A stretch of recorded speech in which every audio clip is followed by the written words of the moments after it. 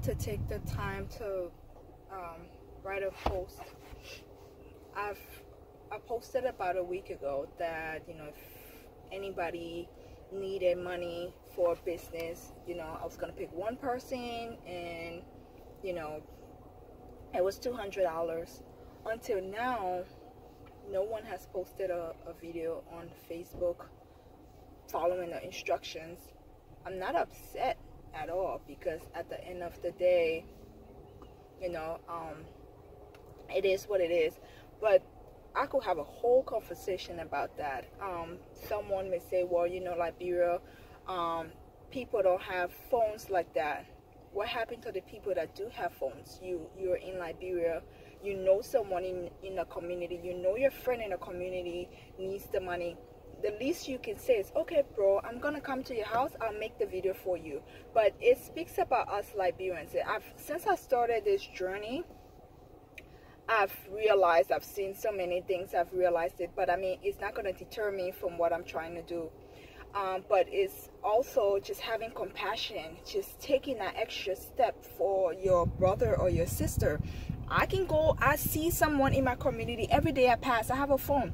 I can say, you know, John, I'm going to stop by this evening. This girl is doing something on Facebook where she just wants you to talk about your business idea. I'll record it, I'll post it for you. But we don't want to take that extra time to do something for somebody else. That's the Liberian mentality. Whatever it is, I decided to do what I decided to do. I wasn't going to pick someone random and give them the money, because we have to be in charge of our own future. 200 is not a lot. Maybe nobody has posted because the 200 is nothing for them. It's not going to do anything. I respect that. So what I'm going to do is I'm going to wait until Saturday, because that's the deadline I put up. If nobody claims it, I'm going to go and I'm going to give it back to the first group that I videotaped. The lady who has the Catholic school with the girls and the kids were dancing. I'm going to give it back to her. You know, I'm going to give it to help pay the teachers' tuition and everything. So that's that. The good, onto something, you know, more uplifting. Since I started this journey, it's been so amazing how many people have reached out to me in my inbox. They haven't come on Facebook, but just telling me what they've been doing. You know, I've also been helping. I've been paying kids tuition. You know, I've been helping girls. I've been helping this one person. His name is Jesse Matthews. I was so impressed that he built a whole school.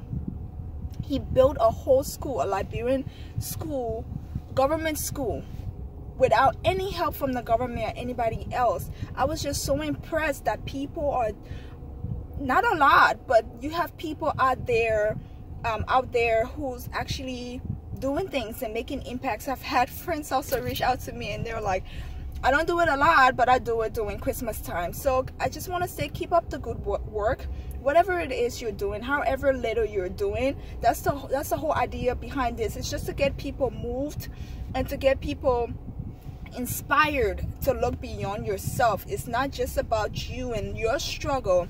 There is a lot of inspirational stuff that I've been watching and stuff, and they're like, when you're going through trials and struggle, instead of you praying for yourself or focusing on yourself, if you focus on other people and help them, your blessing may just come. So I'm not preaching here, but you know, I know you're going through a lot, but if you just take the time away from yourself and focus on somebody else who's going through a bigger struggle, you know, that's all this word is about. It's not about my achievement, my success, and me. It's about a community of people just helping and not seeing someone not have food or can't go to school or can't pay tuition or just can't take care of themselves and their families, because no matter what has happened, we've been blessed and we've been fortunate that, you know, things have played out the way they have for us, where we have the opportunity to either travel or get that job or just have the food from one day to the next. So that's that. So whatever you're doing to help your community, I just want you to keep up. For me, this is coming from a good place. There is no motive out there. I want to help. I want to help even when days are good for me. I want to help even when days are bad for me, because even on my bad days, there are other people going through way worse, you know. So I'm going to look beyond myself and my personal feelings and just help that next person out there. onto a sadder note, so I've been going through such a major loss. You know, I lost my dad, and I didn't blame God or was angry at God or anything like that. If anything, I was just more sad and what's the word, like I just missed out on so much, because from Liberia I went to Ghana. I spent majority of my years, my teenage years in Ghana, and then I had to come here. So I only had my younger years, you know, 8, 9, 10, 11, 12, 13 with my dad, and I was about it. And I'm hearing people tell these amazing stories about knowing him. And my brother's like, the last 9 years I've spent it with him, and I'm sad for him, but I'm also sad for me, because I didn't get those 9 years. But the reason I wanted to share it is that, like I said, I wasn't angry at God, but there was just such a big disconnect for me, where I'm like, I'm not angry at you, I don't blame you, but I just don't feel that urge to pray and connect with you, because that's what I've been doing 2019. I've just been reconnecting with God and just trying to be a better person all around. And I'm like, I just don't feel that connection. There's nothing wrong, I'm just out of sync.